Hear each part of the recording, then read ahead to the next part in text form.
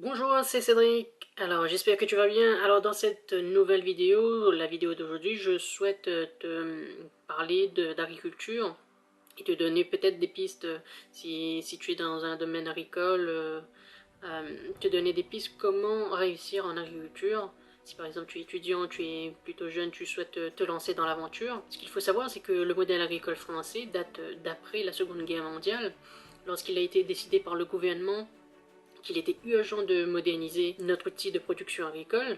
Cette modernisation reposait sur trois facteurs: l'intensification des productions, la spécialisation des exploitations et leur agrandissement. Tu vois, l'agriculture française s'est construite historiquement sur le modèle d'exploitation agricole familiale diversifiée. Et tu vois, pour comprendre ce que l'agriculture aujourd'hui subit à travers les différents problèmes qu'elle fait face, le modèle agricole est en souffrance pour trois raisons. 1. Une proposition de valeur non différenciante, c'est-à-dire que ces exploitations agricoles produisent des produits standards pour des marchés de masse où seul le prix différencie. Donc forcément, elles peinent à lutter contre ces entreprises qui sont vraiment spécialisées sur un type de créneau bien précis, qui fait qu'elles puissent diminuer ses coûts d'exploitation, améliorer ses marges, et donc elle va pouvoir se différencier à ça. De deux, un pouvoir de négociation inexistant, car elle ne pèse pas face aux industriels et distributeurs qui imposent leurs prix et réduisent leurs marges. Donc l'engagement dans une coopérative agricole ne permet pas toujours de rééquilibrer les rapports de force. En trois, des coûts de production trop élevés. Du fait de surface et de volume trop faibles, ces exploitations agricoles ne sont pas capables de générer des économies d'échelle suffisantes et donc ne sont pas suffisamment productives. L'exposition de ces exploitations à des coûts mondialisés les fragilise grandement, tu vois. Le gros problème qui se pose, tu vois, c'est qu'en France, plus d'un tiers des exploitations, des agriculteurs, touchent pas plus de 350 € par mois.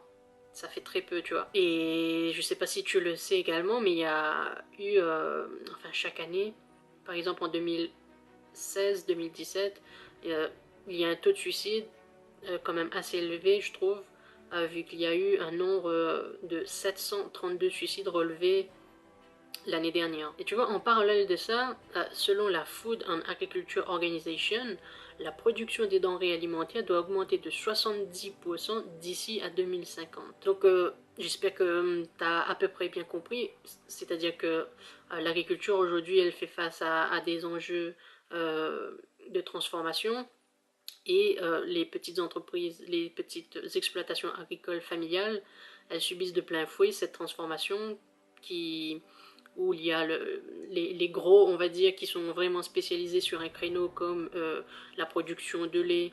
Tu as déjà entendu sûrement la ferme des 1000 vaches, enfin des cas, il y a plein de cas concrets différents comme ça, où une exploitation se positionne sur un créneau bien particulier par rapport à une production, à une demande sur le marché mondial qu'elle va répondre, en apportant de l'innovation, de la recherche, et vraiment en se spécialisant sur un type de marché, on arrive à se différencier. Tu as compris que une exploitation qui veut être concurrentielle sur le marché mondial va devoir se spécialiser au niveau de son matériel de production pour pouvoir optimiser les coûts, augmenter ses marges, réduire les coûts.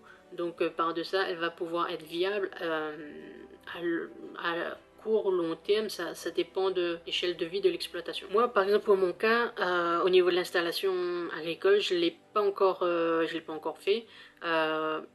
Pourquoi? Parce que j'attendais le meilleur moment pour le faire.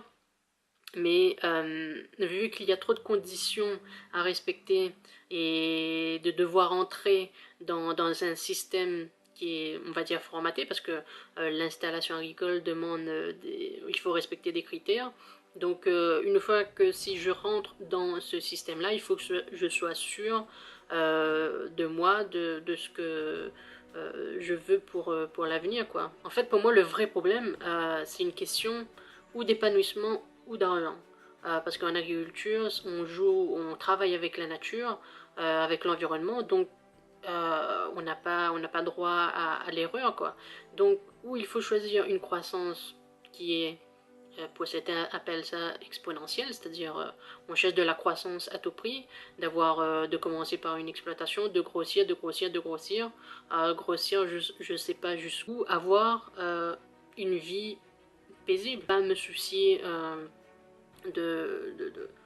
d'une grosse exploitation qui a plein de responsabilités, et de cela tu sais que ça peut entraîner beaucoup de stress, d'anxiété, voilà, plus on a de choses à gérer, plus pour une personne elle va avoir du stress, tu vois.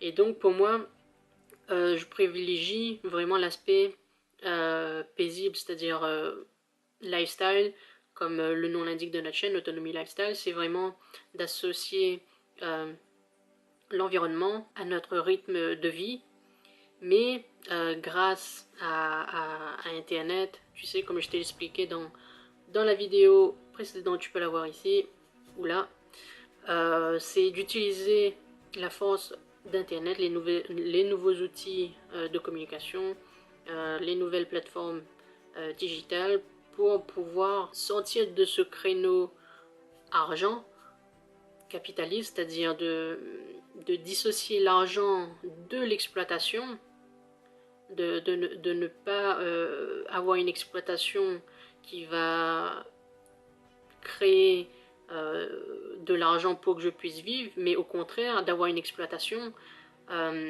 qui m'apporte de la valeur. Et le côté argent, de le sortir de cet environnement, de cet environnement-là, de pouvoir générer de ressources financières différemment. Donc voilà, j'espère que tu l'as compris, ce que je veux t'expliquer. Si tu as des questions sur ce sujet, n'hésite pas à me les poser dans les commentaires. Je dois faire d'autres vidéos sur l'agriculture, sur le thème des jeunes agriculteurs, parce que ce sont eux le futur de notre alimentation, on peut dire ça, hein. Donc il faut vraiment se projeter dans l'avenir, voir comment aujourd'hui, quelle transformation est en train de s'opérer, et d'essayer d'agir. Moi de mon côté j'essaie voilà, de sensibiliser. Si toi, si tu es un jeune qui souhaite se lancer dans l'agriculture, voilà, essaye de me suivre, essaye de me comprendre. Et si tu as des questions, n'hésite pas dans les commentaires. Je te dis à bientôt, ciao!